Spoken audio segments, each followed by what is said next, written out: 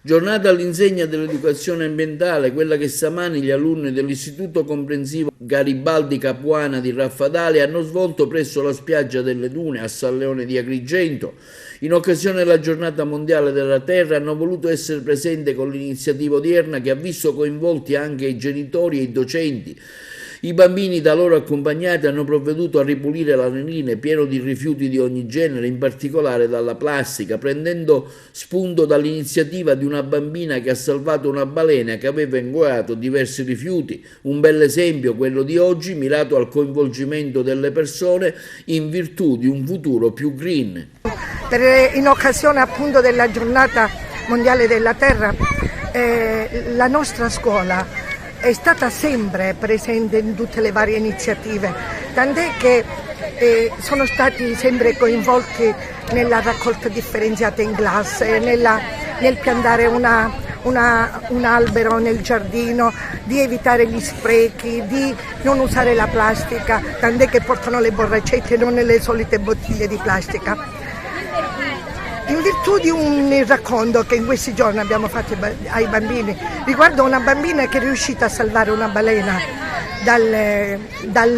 dalla plastica che la teneva ferma, è nata l'idea di poter aiutare gli amici pesciolini e quindi abbiamo avuto l'idea e abbiamo coinvolto i genitori e i bambini a voler ripulire un pochino un tratto della spiaggia di San Leone appunto per dare testimonianza di ciò.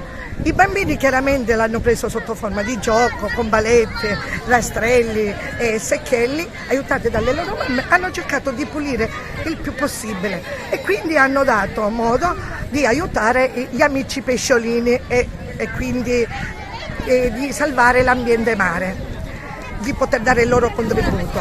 Il nostro obiettivo è quello di coinvolgere le persone per partecipare, per poter portare avanti delle iniziative, dei modi, degli usi, dei costumi in virtù di un futuro più green, più prospero e quindi il nostro obiettivo è quello di cercare di impegnarci per salvaguardare la nostra terra.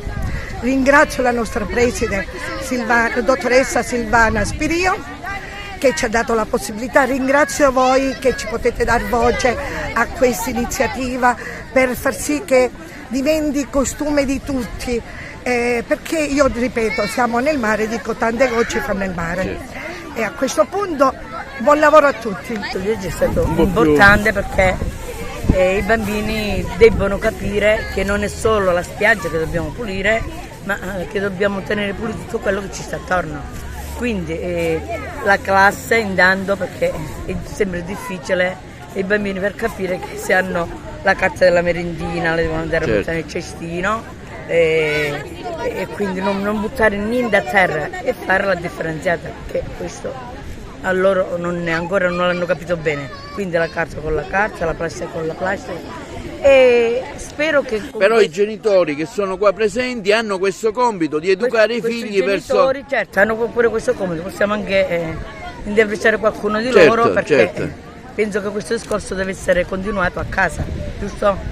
Quindi per me questo è stato veramente una bellissima esperienza.